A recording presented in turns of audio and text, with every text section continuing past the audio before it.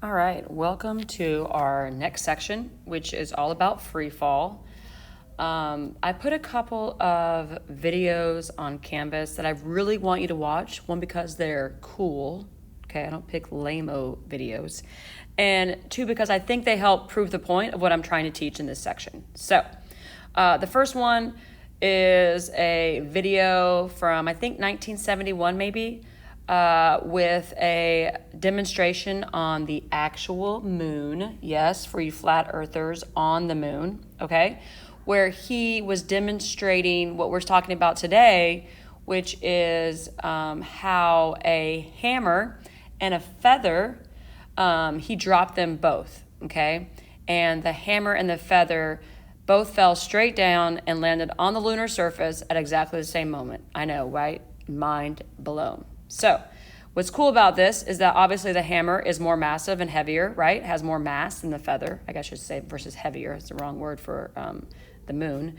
But it has more mass than the feather, but both objects fell at the same rate. That is, what that really means for our class purposes is that they traveled the same displacement in the same amount of time. So, that was possible there because of the fact that they're on the moon, right? In a vacuum.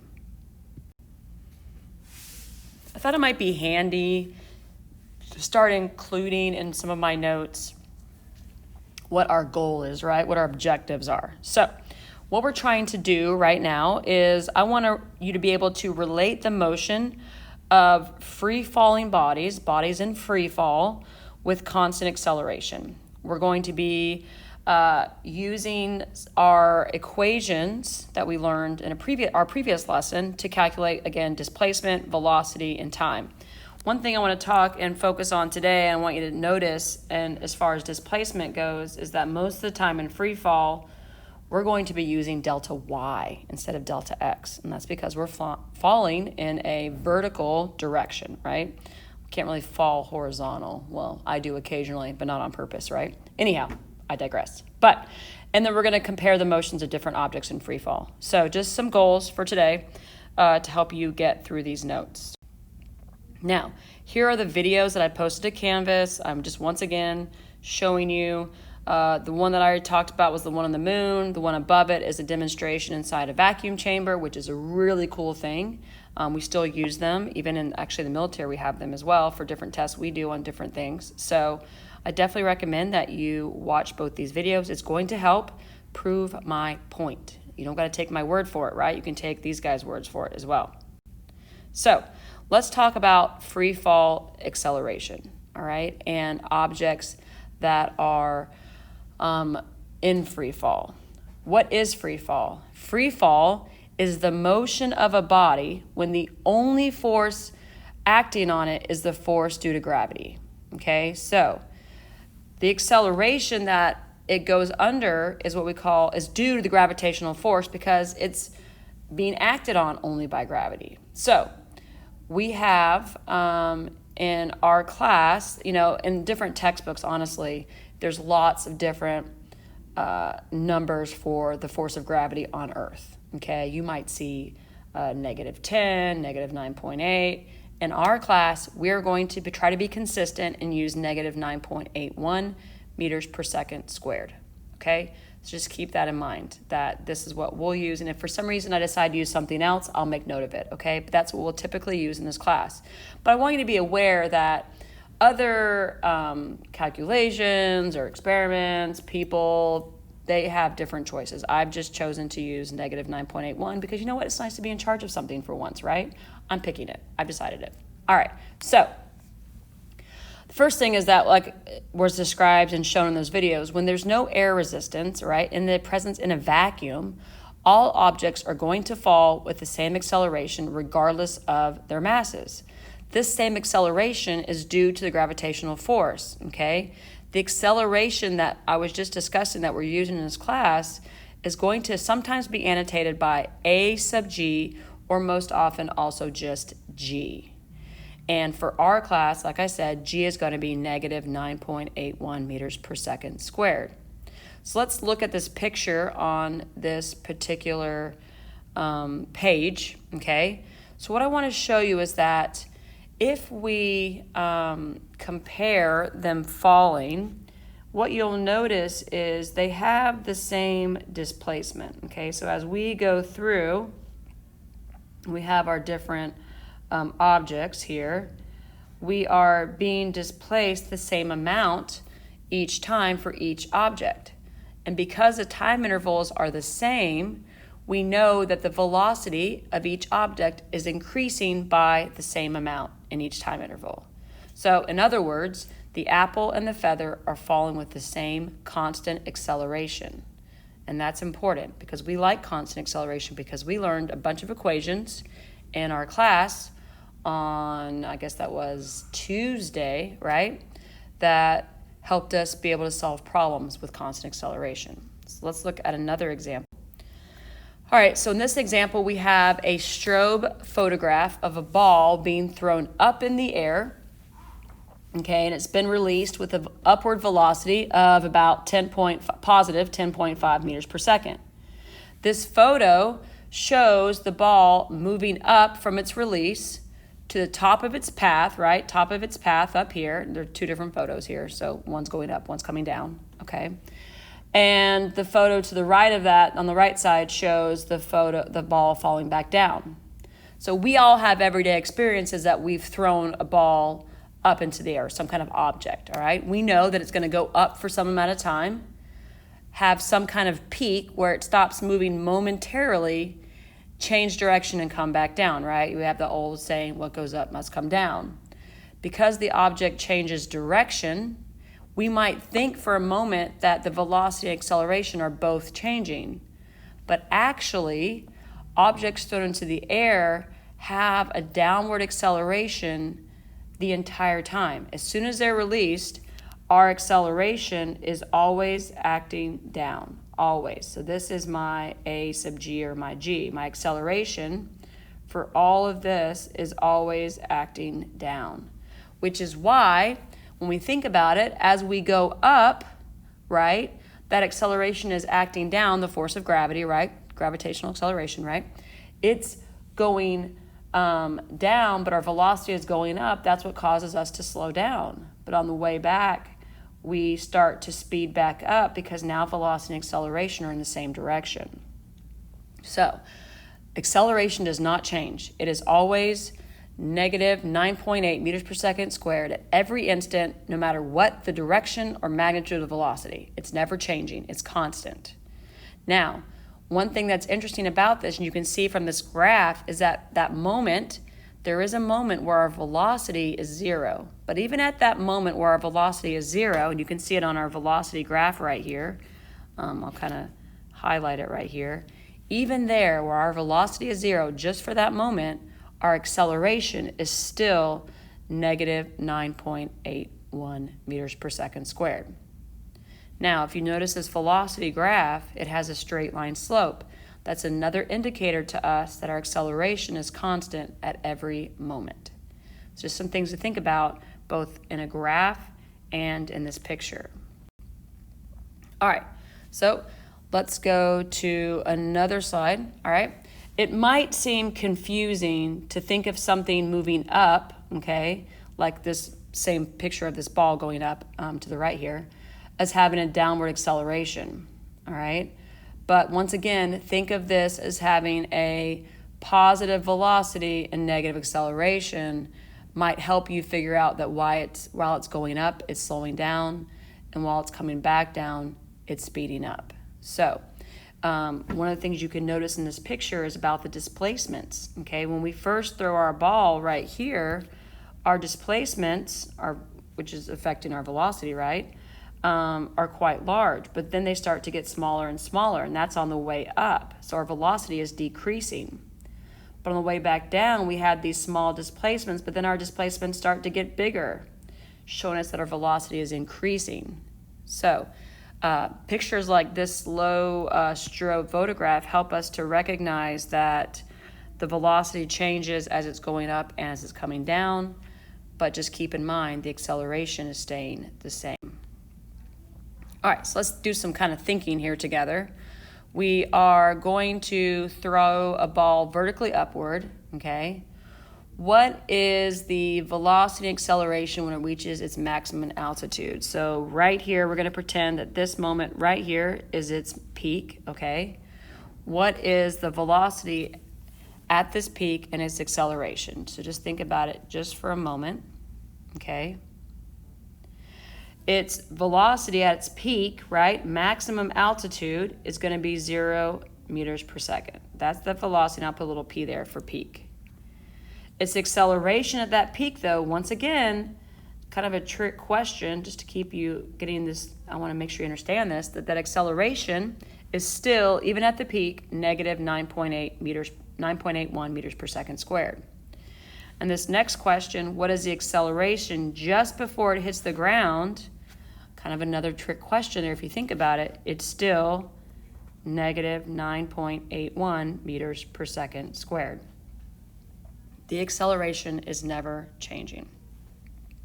You know, amusement parks love these type of rides that create this sensation for you of free fall. Okay, they call them, you know, free fall rides. These types of rides usually consist of 3 parts. That ride to the top, that moment, you know, that freaks me out the most. That's where you kind of suspended what it feels like forever, a lifetime if you're me. And then that plunge downward. We have motors that provide the force needed to kind of move the cars to the top of the ride. When the cars, okay, are in free fall, the most massive rider and the least massive rider are still going to experience the same acceleration because that acceleration is not changing. So just something to think about, real world operations. All right, so let's try some work here. Let's try an example. So we have old Jason. Jason's playing some volleyball. All right, and in Jason's volleyball life here, he is going to hit it so it moves with an initial velocity of 6.0 meters per second, straight up. That's important because we're going to do some other eventual problems where it's not straight up. All right, so if the volleyball starts from 2 meters above the floor, how long will it be in the air before it strikes the floor? So we got to figure out our time. Okay, we're looking for how long will it be in the air. All right, so let's see what they gave us. They gave us an initial velocity of v sub I. Okay, they told us that he knew that he hit it. It's very impressive, actually. He knew that he hit that ball with 6.0 meters per second straight up. Okay, that's going to be positive, right? Because up is positive. Now, the volleyball starts from 2 meters above the floor, so we know that to be our delta y. That's 2 meters. Now, important though, it's negative 2 meters because it's starting above the floor, and our floor is our 0, 0. Now, let's see here. We have our acceleration, right? We know what that's going to be. Acceleration is negative 9.81 meters per second squared, and we're looking for time. Now, I don't have an equation that allows me to only use these first 3 to find time. So what I'm going to have to do is I'm going to have to find my final velocity first and then use that to find my time. So the equations I'm going to need for this problem are, I need to use VF squared is equal to VI squared plus 2A delta Y, and I'm going to solve it for VF. I like to solve first, right? It's good practice, especially for college, if you're going to go to college physics and other science classes where you need to have good practice with manipulating equations.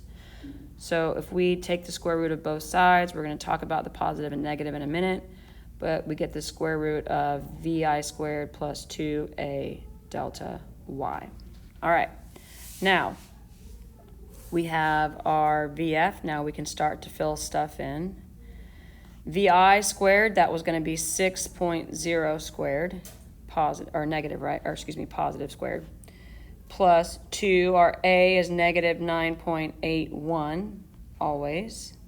And then Y is going to be that negative 2.0 meters above the floor. So, because we're falling down, right? So it's going to be negative. All right, so put that into our handy dandy calculator, and we get a final velocity of positive or negative square root of 75.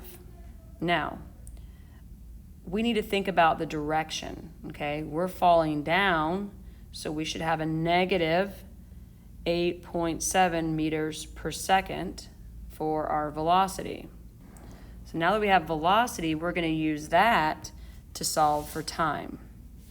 Our time equation that relates final velocity and acceleration in time is this one right here. So I'm going to solve this for t.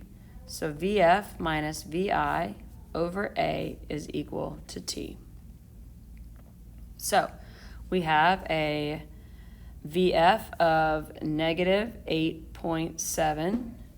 We have a VI of 6, so minus 6.0.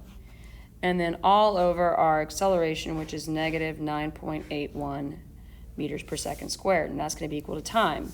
I like all these negatives because they're going to cancel out and give me a positive time, which is what I want. I don't want negative time. That would be weird. Once I divide this and I account for my significant figures, my answer is going to be t equals 1.50 seconds. All right, let's do another example. In this case, we have a delta y. It tells us a flower pot falls from a windowsill at 25 meters above the sidewalk, so it's falling down. So once again, it's negative. So delta y equals a negative 25.0 meters. Then we have to figure out how fast is the flower pot moving when it strikes the ground. We kind of did a problem like this before. So let's think about some given information. A flower pot. I don't know about your flower pots, but my flower pots aren't necessarily moving unless I push it. So our VI in this case should be 0 meters per second. We know our acceleration. It's always going to be, for this free fall type event, negative 9.81 meters per second squared. And we're looking for VF. That's our first part here. What is VF? We did a problem like this, very similar in the last problem, where we had VF was equal to the square root of VI squared, and we put positive and negative there too. VI squared plus 2A delta Y. So VF, we start to fill in information, positive or negative. We're not quite sure about that yet. But we know our VI is 0 because it's starting from a standstill, right? It's just a flower pot sitting there. So 0 squared plus 2 times negative 9.81 times negative 25. Put all of that in my handy-dandy calculator, and I get a VF of positive or negative. Got to think about this, 22.1 meters per second. Well, I'm falling down, so it should be negative 22.1 meters per second. The next question on here asks me, how much time does a passerby, this is important, right, below have to move out of the way before it hits the ground? So how long do I have before it hits the ground? So we talked about this equation in the last problem, where VF is equal to VI plus AT. So once again, I'm going to solve this for time. So I have my VF minus VI over A is equal to T. So put all of that in my handy-dandy calculator, and I find out that T is equal to 2.26 seconds, because we have negative 22.1 divided by negative 9.81, and we get T equals 2.26 seconds. All right, last one. This is a short one. Just want to talk about this one. We're not going to talk about C at this point. We'll get to that eventually. But the first part says we have a position time graph of a basketball thrown straight up. Use the graph to sketch the path of basketball, sketch path, blah, blah. All right, so let's focus on these questions. Is the velocity of the ball constant? Well, that we should be able to see from this graph, because we can see that it's changing because it goes down, then it goes up, right? So this is a no, definitely not. And it decreases and increases. But B, is the acceleration of the basketball constant? That is a yes, right? It's negative 9.81 meters per second squared. So hopefully these notes help you get started on the free fall exercise or worksheet that I've posted for you to do today. Let me know if you have any questions.